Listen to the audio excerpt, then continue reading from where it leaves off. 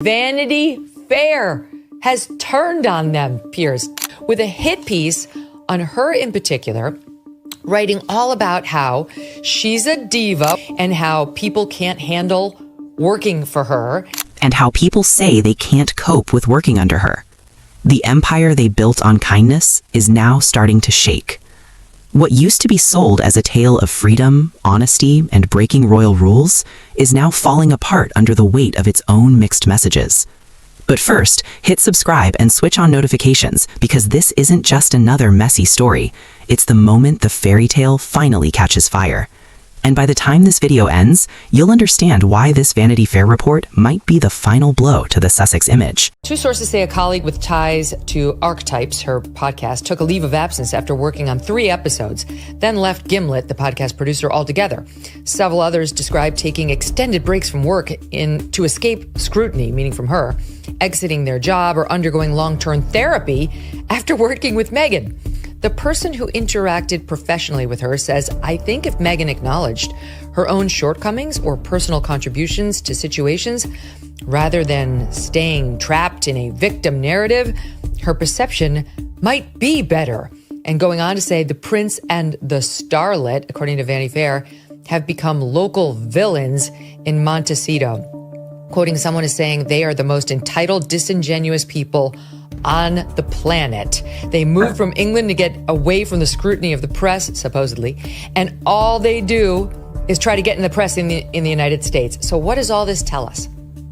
What it tells us is, rather comically, that when you have this couple who, remember on their website, it says that they're all about compassion.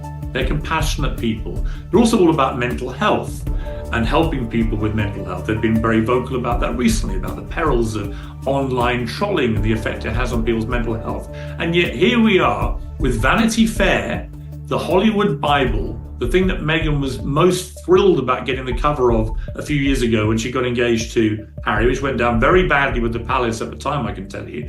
But now it reveals that actually she in particular is a nasty little bully who sends staff into therapy. Think about that for a moment. This also follows all the stories about her bullying staff over here in the UK, which is unresolved. NDAs stopped all that stuff coming out, but she bullied people in a very unpleasant way over here.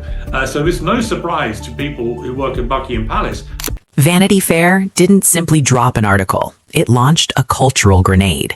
When the same shiny magazine that once praised Meghan Markle as a modern star now describes her as a demanding boss who sends workers into therapy, that's not reporting.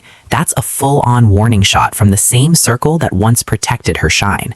And don't be fooled. This isn't about one rough headline. It's about a shift in power.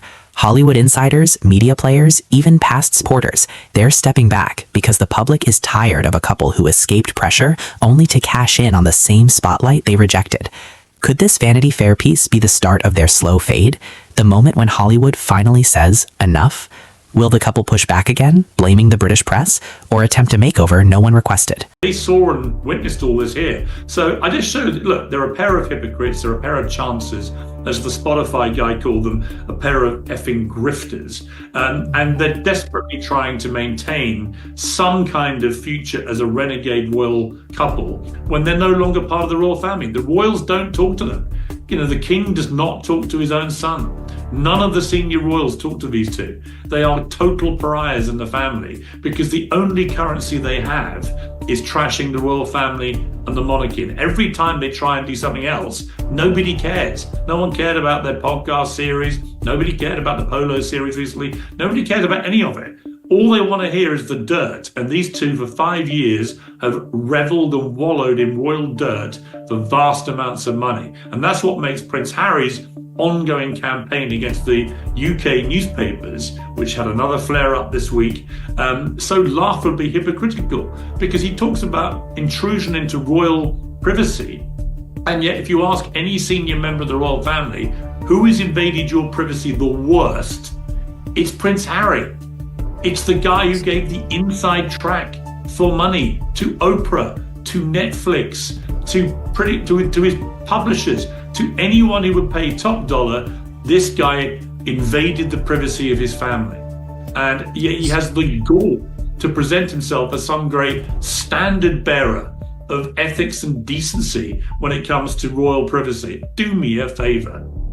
And how long until the same crowd that once admired them starts noticing the cracks in their carefully arranged storyline? These aren't simple PR bumps, they're survival questions. Because when your whole image depends on being both the brave fighter and the wounded soul, what happens once people stop buying the story? Piers Morgan calls them hustlers, others call them opportunists, but the harshest verdict may come from silence. When no one watches, no one reacts, no one cares. If the Sussex journey proves anything, it's that fame without trust is a ticking countdown. The royals have moved on, the audience has moved on, the media is shifting. And now, maybe for the first time, Meghan and Harry are facing the one opponent they can't talk over, spin away, or cry louder than. Right. Sooner or later, everybody turns on them. It seems like just all they need is exposure. All they need is time. She's bullied almost all of her staff out of the job. They all wind up leaking to the press what a horrid nightmare she was to work with.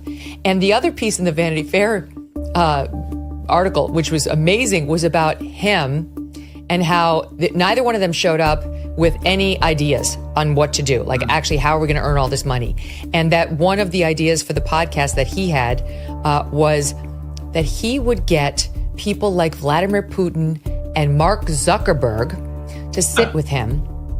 But it wasn't because he said everybody's got damage in their childhood. And I had damage in my childhood too. So you're thinking, okay, all right, I guess he's going to use that to bond with them. No, the conclusion was that their experiences had made them into sociopaths, according to Harry. And he wanted to explore how they became sociopaths, but he remained totally normal and was not, quote, one of these bad guys. And the Vanity Fair pointing out, trying to get a season's worth of world-famous sociopaths to talk about how they developed sociopathy would be what is referred to in access journalism as a booking challenge. I mean, they're just so completely deluded. That's the thing that always strikes me. It's utter delusion. And they're also just shocking hypocrites. So do you remember when they were lecturing us all about carbon footprint and climate change? And then they were using Elton John and George Clooney's private planes like taxi services. They actually, on the day of her $500,000 baby shower in New York, attended by all the great and good ladies of New York, that was the same day that from their then Twitter account, they lectured the British people about poverty. I mean, you couldn't make it up. And now what's happened, I mean, what's most laughable of all, in a sort of horrible way, is that she's got this new series where she's trying to be the new Martha Stewart, where she's going to be cooking in her fancy mansion for all her fancy friends, very fancy food. Can you imagine a less appropriate thing in California right now than this fake princess, this duchess trading off the title she got given by an institution she's tried to ruin, actually prancing about in this kitchen in a multi-million-dollar mansion with her famous friends in California when 12 to 14,000 people have just lost their homes in the most horrendous fires that the city's ever had in Los Angeles and that the state's ever seen. It is so unbelievably inappropriate that series could go ahead, but I bet it does. Yeah, they're saying it's actually going to pick up in March now. So what happens when the spotlight finally clicks off? Do they quietly slip into the California hills? Or will they spark one more explosion just to pull themselves back into the news cycle? Because here's the truth. For Meghan and Harry, calm was never the goal. Attention was. And as the world watches the pressure close in, one question grows louder than ever. What happens when the fairy tale keeps dragging on, but the audience no longer believes a word of it? Don't forget to subscribe, because the next chapter of this royal fallout might be the most intense one yet.